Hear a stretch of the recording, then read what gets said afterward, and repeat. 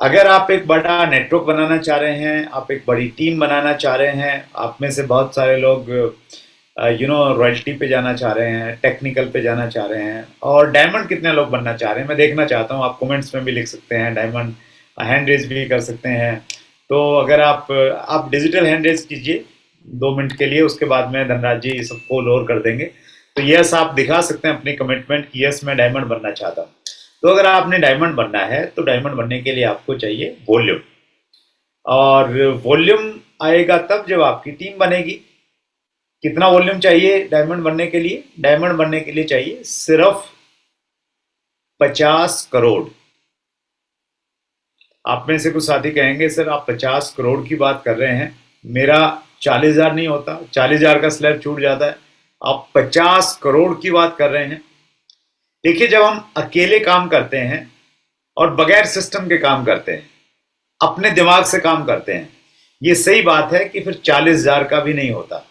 और जब हम सिस्टम से काम करते हैं, अपलाइन की डायरेक्शन में काम करते हैं, तो फिर ये तय है और इतिहास गवाह है कि फिर 50 करोड़ का होता है, क्योंकि कई सारे डायमंड आरसीएम में हैं।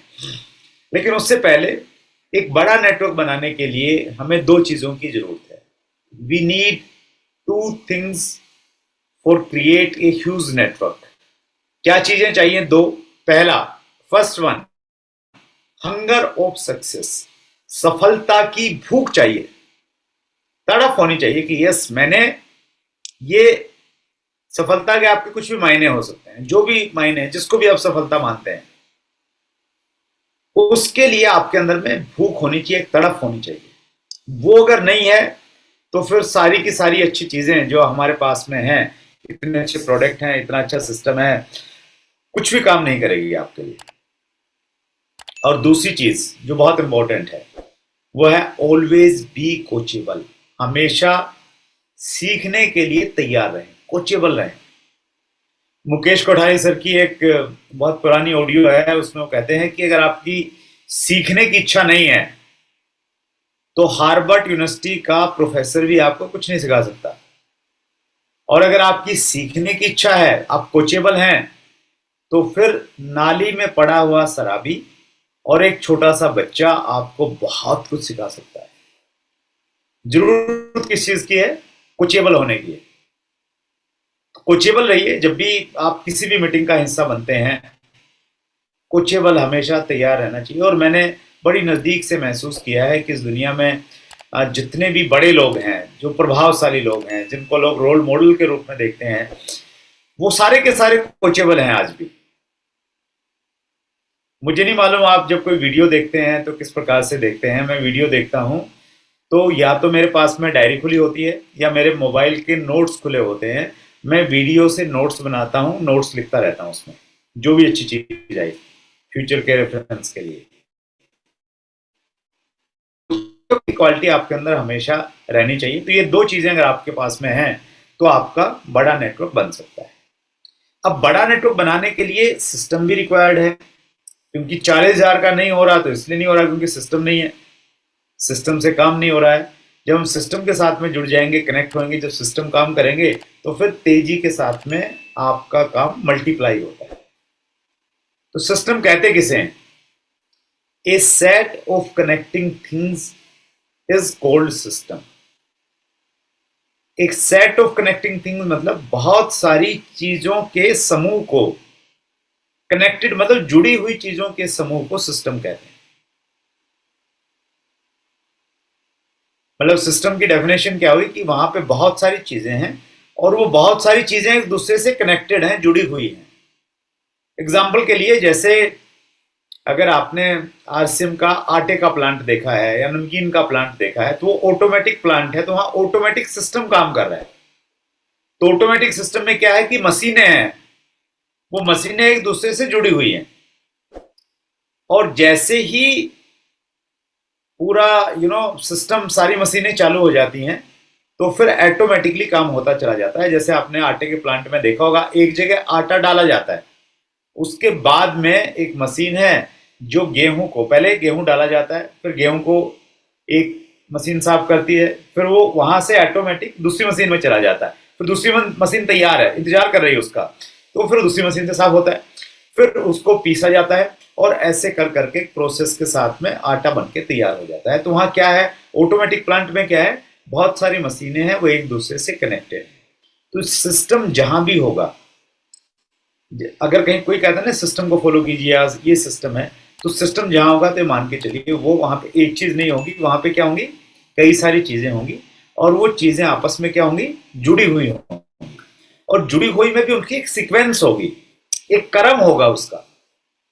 आप उसी क्रम में अगर काम करेंगे तभी आपको परिणाम मिलेंगे।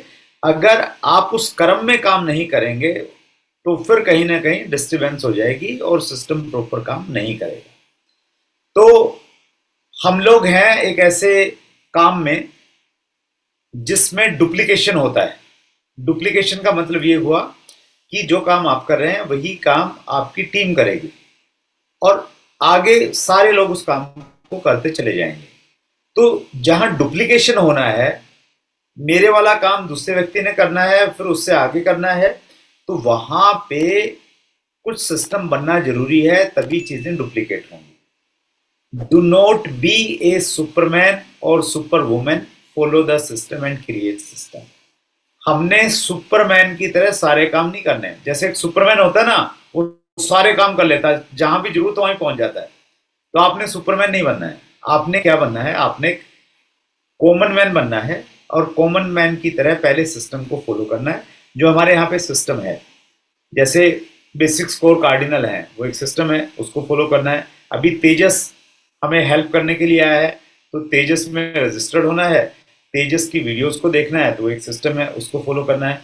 तो आपने सिस्टम को फॉलो करना है, जो ऑलरेडी सिस्टम है उसको फॉलो करना है, and create the system. Create the system का मतलब ये है कि आपने कुछ सिस्टम खुद क्रिएट करने पड़ेंगे। जो सिस्टम, ऊपर से कोई सिस्टम नहीं बन सकता है, कुछ आपको क्रिएट करने पड़ेंगे।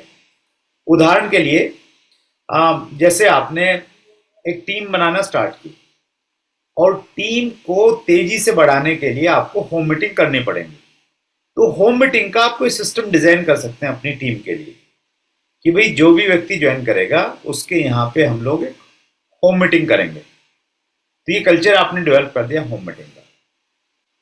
ऐसे ही आप अपनी टीम में एक वीकली मीटिंग का सिस्टम डिजाइन कर सकते हैं, कि जिस शहर में आपका नेटवर्क है उस शहर में फला सेंटर पे फला टाइम फला दिन फिक्स है, वो टाइम और दिन फिक्स है, और वहां मीटिंग होती है। एक कोई भी अप्लाइन जाता है, वो वहां पे जाके प्रोडक्ट के बारे में और अभियान के बारे में बातचीत करता है। तो वो आपने ऐसे कुछ छोटी छोटी चीजें आपको क्या करनी पड़ेंगी, क्रिएट करनी पड़ेंगी। ये ऊपर से नहीं हो सकता। जैसे 8 PM JRCM, ये एक सिस्टम है, ना, ऑटोमेटिकली हर रोज मीटिंग हो रही है। तो वीकली मीटिंग यहाँ ऊपर से नहीं हो सकती, वो नीचे के आपके अपने लेवल पे आपको करनी पड़ेगी। तो ऐसे छोटे छोटे कुछ सिस्टम आपको क्रिएट करने पड़ेंगे जैसे आपकी टीम बनती है।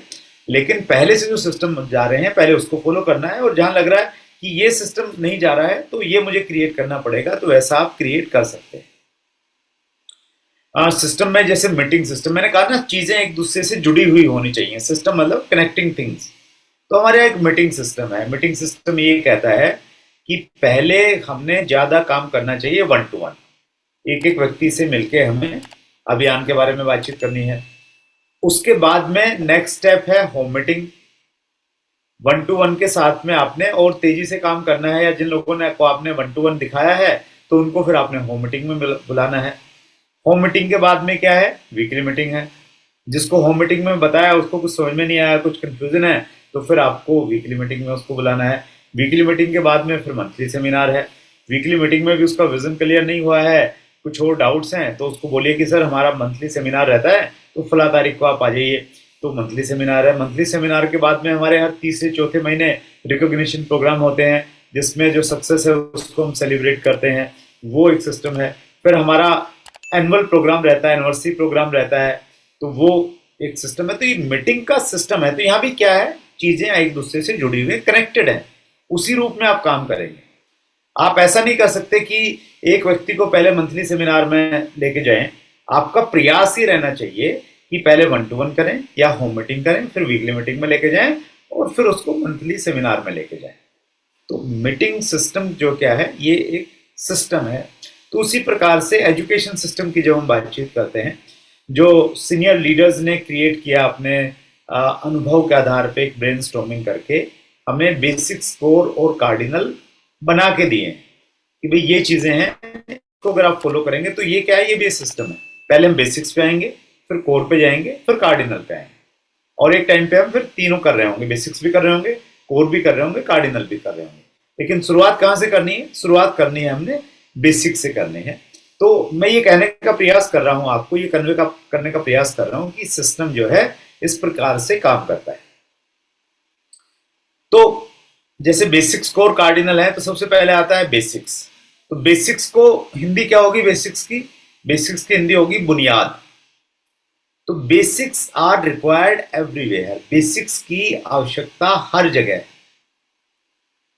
कहां का आवश्यकता है? अगर आपने खेलना है, कोई भी गेम आपने करना है, तो पहले आपको उसके बेसिक्स सिखाए जाएंगे।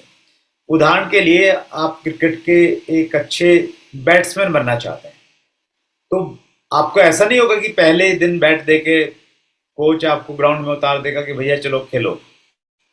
तो पहले आपको क्रिकेट के बैट्समैन के बेसिक्स बताए जाएंगे कि देखो पहले बैट को पकड़ना कैसे है, उसका बेसिक्स है। पकड़ने के बाद में फिर वो एक फ्लो में जाना चाहिए, उसके बेसिक्स है। तो कोच क्या करते हैं? पहले बेसिक्स पे आपको स्ट्रॉन्ग करता है। जो अच्छा कोच होगा पहले उस पर स्ट्रॉन्ग करेगा, फिर धीरे धीरे चीजों को आपको आगे बढ़ाएगा।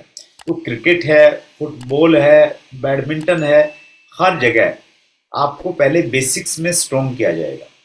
मैंने थोड़े दिन बैडमिंटन की कोचिंग ली, तो बैडमिंटन की कोचिंग में जो कोच थे हमारे, वो 7 दिन में 1 दिन सिर्फ रैकेट देते थे हमें। 6 दिन वो क्या करते थे? 6 दिन बगैर रैकेट के हमें प्रैक्टिस करवाते थे कि ग्राउंड में कैसे आगे जाना है, कैसे पीछे जाना है। वो एक्सरसाइज करवाते थे जो हमें हेल्प करेंगी बैडमिंटन खेलने में। तो वो किस चीज पे काम कर रहे थे? वो बेसिक्स पे काम कर रहे थे। और किसी भी स्पोर्ट्स में कहा जाता है कि अगर आपके बेसिक स्ट्रॉन्ग हैं तो फिर आप बहुत अच्छा परफॉर्म करेंगे, और बेसिक स्ट्रॉन्ग नहीं है तो आपका तुक्का फिर ज्यादा लंबे समय तक चलेगा नहीं। उसी प्रकार से सिंगिंग अगर आपने करना है तो सिंगिंग के बेसिक्स हैं। सिंगिंग के बेसिक क्या है? गाने के सा रे गा मा पा धा नी सा। तो अगर आप गुरुजी से शिक्षा लेने के लिए जाएंगे तो महीनों तक बस यही चलता रहता है, सा रे गा मा पा धा नी सा, सा रे गा मा पा धा नी सा। तो इसमें आप परफेक्ट हो गए तो फिर आप अच्छे से अच्छा गाना गा सकते हो। हर तरह का गाना के नहीं हुए तो फिर मुश्किल। इसी से जब आप ड्राइविंग करते हैं तो ड्राइविंग के कुछ बेसिक्स है। अगर आपने स्विमिंग स्कूल में अगर आपने गाड़ी चलाना सीखा है तो वो आपको कुछ बेसिक्स बताएगा कि भाई ऐसे बैठना है, बैठते ही आपको बेल्ट लगानी है, इस प्रकार से आपने आगे देखना है, आपका पैर कहाँ पे होना चाहिए, क्या होना चाहिए। तो बेसिक्स हैं ड्राइविंग के। तो बेसिक्स जो फॉलो करते हैं वो कभी एक्सीडेंट नहीं होता उनका। उसी प्रकार से डायरेक्ट सेलिंग के भी बेसिक्स, आरसीएम के भी हमारे बेसिक्स हैं। बेसिक्स में अगर हम मजबूत नहीं हुए दूसरों तो फिर हो सकता है इनिशियल शुरुआत में आपका थोड़ा सा बिजनेस बढ़ जाए, थोड़ा सा लेवल आ जाए, लेकिन आगे जाके आपको दिक्कत आएगी। लेकिन बेसिक्स आपने स्ट्रॉन्ग किए, खुद बेसिक्स को फॉलो किया, टीम को आप बेसिक्स पे लेके आ गए, हो सकता है शुरुआत में सीखने में, सिखाने में, खुद स्किल डेवलप करने में, लोगों को स्किल डेवलप करवाने में हो सकता है वॉल्यूम कम आए शुरुआत में। लेकिन एक बार अगर बेस आपका मजबूत हो गया तो फिर आपको पीछे मुड़ के देखने की जरूरत नहीं होगी। डुप्लीकेशन होगा प्रॉपर तरीके से, और फिर जो पॉइंट्स हैं आपके वो पॉइंट हर महीने चेंज होते रहेंगे, और एनुअल बोनस भी आपको ज्यादा आएगा और मंथली बोनस बढ़ता रहेगा। तो बेसिक्स आपको डायमंड बनना है तो आपको 50 करोड़ का धंधा चाहिए, रॉयल्टी पे जाना है तो कम से कम 5 लाख का वॉल्यूम चाहिए। तो उसके लिए क्या करना पड़ेगा? नेटवर्क बनाना पड़ेगा। और इसको मैं यूँ बोलता हूँ, बड़ा नेटवर्क बराबर है 6 बेसिक। ये एक दूसरे की क्रियावाची है। 6 बेसिक बड़ा मतलब नेटवर्क मतलब 6 बेसिक। अगर आपने 6 किया ऑटोमेटिकली आपका बड़ा नेटवर्क बन जाएगा, आपको कुछ करने की जरूरत नहीं पड़ेगी। जब हम गोल सेटिंग की बातचीत करते हैं तो वहां पे तीन चीजें प्रमुख रूप से बताई जाती हैं। पहली चीज बताई जाती है कि आपका गोल क्या है, आप क्या पाना चाहते हैं। और गोल को आउटकम भी बोलते हैं कि भाई आपको क्या चाहिए। गोल और आउटकम दोनों एक ही चीज है।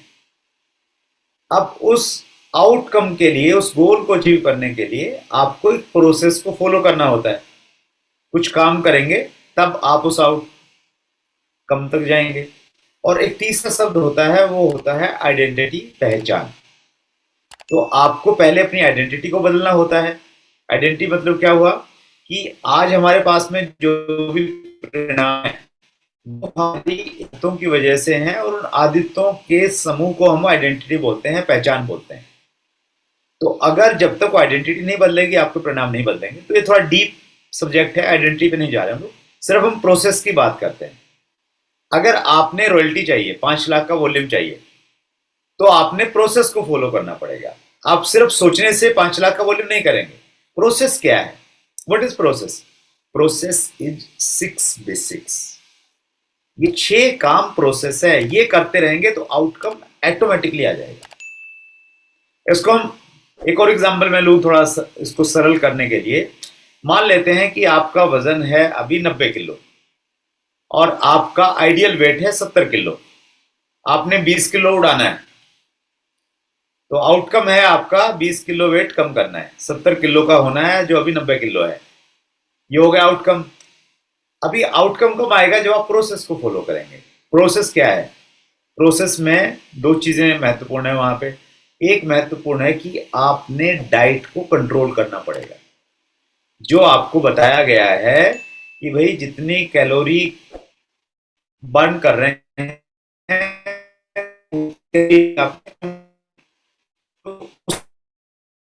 डाइट को फॉलो करना पड़ेगा। और दूसरा, आपने रेगुलर एक्सरसाइज करेगा। जो भी आपको प्रोसेस, इसको अगर आप प्रोसेस करो प्लान के साथ में आएंगे तो आउटकम तो आना ही है ना। 20 किलो तो कम हो ही जाएगा ना फिर, जो टाइम लाइन है। तो ठीक इसी प्रकार से अगर 50 वो कब हो प्रोसेस 6 पे काम करेंगे, ऑटोमेटिकली बाय डिफॉल्ट होगा, वो आउटकम आएगा ही आएगा। तो 6 बेसिक क्या है? 6 basics are foundation of your business. ये आपके बिजनेस की फाउंडेशन है, ये नींव है। जैसे आपने जितनी ऊंची इमारत बनानी है ना, उसी प्रकार की आपने नींव बनानी पड़ती है। जमीन में खोदना पड़ता है, स्ट्रक्चर तैयार करना पड़ता है, उतना ही लोहा सरिया डालना पड़ता है, पे पड़ते हैं। तो ये एक बुनियाद है, जितना बड़ा बनाना चाहते हैं उतना इस पे काम करना पड़ेगा। हमारे 6 बेसिक्स आप सबको मालूम है, बहुत अच्छे से आप जानते हैं। लेकिन मैं बस ये कहना चाहता हूं, इसके ऊपर आपको काम करना पड़ेगा, तभी आपका गोल अचीव होगा, तभी आउटकम आएगा। ये प्रोसेस है। ये देखिए 3 बेसिक्स आपके सामने हैं। पहला, प्रोडक्ट यूज करना है, रिटेल करना है, डिस्प्ले वॉल बनाना है, अपने सपनों की और अपने जाने लोगों की सूची बनानी है। इन्विटेशन, आपने जो लोग आप आ गए हैं अपने लिस्ट में, फिर आपने उनको प्लान और प्रोडक्ट के बारे में बताना है, जिसको हम लोग अभियान प्रचार बोलते हैं। अभियान प्रचार के बारे में बातचीत करनी है। फिर फॉलो अप करना है जिन लोगों को आपने बातचीत किया है पहले, और उसके बाद में स्टार्टअप करना है। तो ये 6 बेसिक्स हैं। अभी एक चीज मैं बहुत सीरियसली आपको कहना चाह रहा हूं, अगर आप बहुत ज्यादा सीरियस हैं तो आप अपनी डायरी में एक 4 चीजें हर दिन, आप सुबह उठ के 4 चीजें लिखिए। 4 में कौन कौन सी चीजें लिखनी है आपने? एक लिखना है प्रोस्पेक्ट लिस्ट। आपने हर रोज अपनी लिस्ट में एक दो नया नाम ऐड करना है। ये डेली का काम बता रहा हूं मैं आपको। प्रोडक्ट यूज तो आप कर ही रहे हैं, उसके बारे में मैं ज्यादा बात नहीं कर रहा। आपकी पहले से लिस्ट बनी हुई है, आपने 11-21 लोगों से शुरुआत की थी, अब धीरे धीरे आपने बढ़ा ली है। जितनी भी बनी हुई है उसके बावजूद भी आपको उसमें कुछ नाम ऐड करने हैं, हर रोज ऐड करने हैं। आपकी लेवल हो क्या, आप हर रोज उसमें कुछ ना कुछ नाम ऐड करेंगे। कहाँ से आएंगे नाम? कुछ दिमाग में आ जाएंगे, सोचेंगे तो कुछ ना कुछ आएंगे। यार सोने से पहले लिखना है, किसको याद करूं, किसको याद करूं, किसको याद करूं। एक और बड़ी अच्छी टेक्निक है जिसका आप इस्तेमाल कर सकते हैं। जैसे आपने अपनी लिस्ट पहले से बनाई हुई है, उदाहरण के लिए मैंने धनराज जी का नाम अपनी लिस्ट में लिखा हुआ है और धनराज जी को मैंने अभी प्लान के प्रोडक्ट के बारे में कुछ नहीं बताया हुआ, नाम लिखा हुआ है, और मैंने दो नाम और ऐड करने हैं आज। तो क्या करूं मैं? तो मैं धनराज जी को कॉल करूंगा, और धनराज जी मेरे हैं दोस्त स्कूल के, तो धनराज फोन करूंगा, धनराज जी क्या हाल चाल, ठीक ठाक, ऐसे बात बात चल रहे हैं। तो फिर हम बोल करेंगे यार पुराने साथियों के संपर्क में हो गए धनराज जी किसी के? तो धनराज जी कहेंगे कि नहीं मैं तो ज्यादा तो नहीं हूँ। तो फिर मैं कहूंगा कि यार वो एक बंदा था ना अपने यहाँ पे, वो थोड़ा सा लंबा सा था, क्या नाम था? तो बोलेंगे कि हाँ रमेश की बात कर रहे हैं। मैंने कहा हाँ रमेश, तो उसका नंबर है? बोले हाँ नंबर तो मिल जाएगा मेरे पास में। कहाँ रहता है आजकल? वहां रहता। अच्छा मेरे को देना। अच्छा रमेश के साथ एक नरेश भी रहता था बंदा, तो वो बोलेंगे हाँ। ऐसे करके ना तो आपको कुछ नाम याद आएंगे, उनके नंबर लीजिए और अपनी डायरी में लिख लीजिए। तो ये एक बड़ा अच्छा तरीका है, आप अपनी लिस्ट में से जो ऑलरेडी आपकी लिस्ट है उसमें से आप नाम बढ़ा सकते हैं। ऐसे ही आपकी लिस्ट में आपका कोई रिश्तेदार है, उसको कॉल कीजिए, उसको आपने भी आरसीएम के बारे में, प्रोडक्ट के बारे में कुछ नहीं बताया, वैसे ही बातचीत किया, हालचाल पूछा और रिश्तेदारी के बारे में पूछा, और उनके बारे में पूछा, उनकी आगे जो रिश्तेदारियां हैं, उनकी भी तो आगे रिश्तेदारियां होती ना, उनके बारे में पूछा क्या हालचाल है, कहाँ रहते हैं। तो पूछ सकते हैं यार वहाँ तो मेरा आना जाना रहता है, तो उसका रिश्तेदार का नंबर दे, अगर कभी आना जाना पड़ा, जरूरत पड़ा, कुछ इमरजेंसी होगी तो मैं बात कर लूंगा। तो ऐसे करके आप मतलब कई सारे तरीके हो सकते हैं नाम को ऐड करने के लिए। बीसी सर बोलते हैं which you will focus that will enlarge. जिस चीज पे आप फोकस करेंगे ना, ऑटोमेटिकली वो संख्या बढ़ती रहेगी, उस पर आपका ध्यान चला जाएगा। तो आपने दो नाम कम से कम हर रोज लिखना। तो डायरी में जैसे कल तारीख है 5 मई, तो 5 मई की डेट पे मैं लिखूंगा लिस्ट मेकिंग।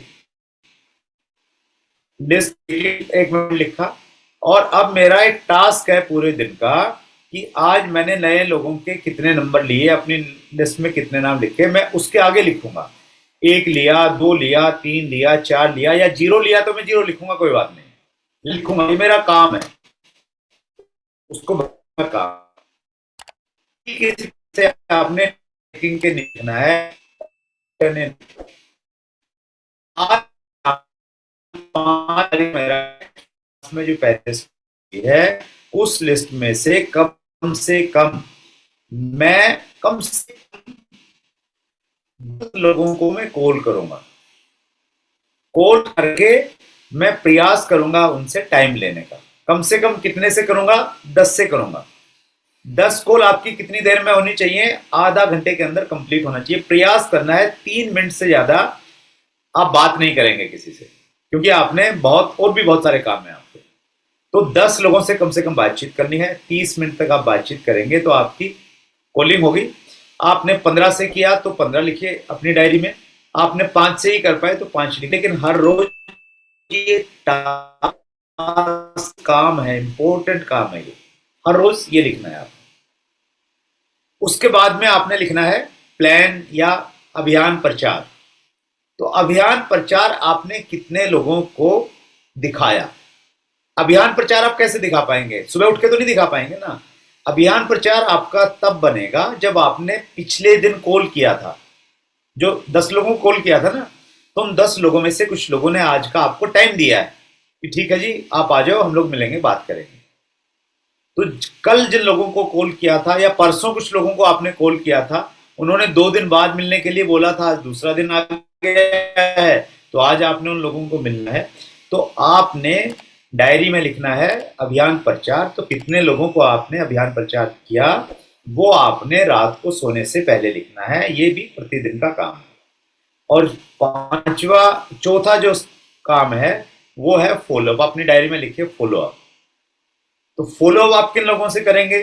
जिन लोगों को आपने कल प्लान दिखाया था या परसों दिखाया था या 3 दिन पहले दिखाया था, उनसे आपने फॉलो करना है, उनसे आपने दोबारा मिलना है, पूछना है कि आपको प्रोडक्ट कैसा लगा, या जो मैं लिटरेचर आपको देके गया था वो आपने पढ़ा, वो कैसा लगा, वो वीडियो का लिंक मैंने आपको भेजा था, वो लिंक आपने देखा, वो क्या लगा आपको से, तो फिर करना है ना। तो ये जो 4 काम है ना, ये 4 काम डेली करने का काम है।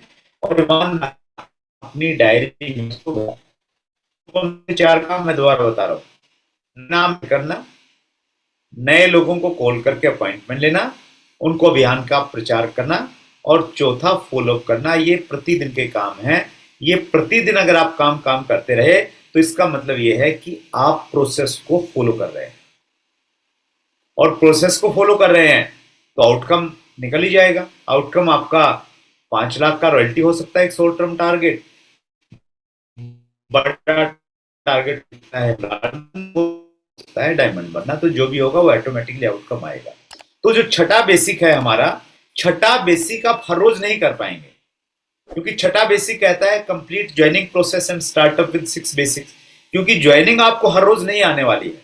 अगर हर रोज ज्वाइनिंग आ रही है तो फिर हर रोज ये भी एक काम उसमें ऐड हो गया, लेकिन हर रोज नहीं आ रही, जिस दिन आ रही है तो उससे अगले दिन या उस दिन एक काम और ऐड हो गया, स्टार्टअप करवाना। तो ये हमारे 6 बेसिक्स हैं, और इस पे अगर आप काम करेंगे तो ऑटोमेटिकली चीजें किया। अगर हम लोग उसको सार रूप में देखें तो हमने शुरुआत में बातचीत किया हमारे अभियान के बारे में, हमारे 3 उद्देश्यों के बारे में बातचीत किया, और उसके बाद हमने बातचीत किया कि भाई अगर आपको बड़ा काम करना है तो आपको बेसिक्स पे काम करना पड़ेगा। बेसिक हर जगह रिक्वायर्ड है।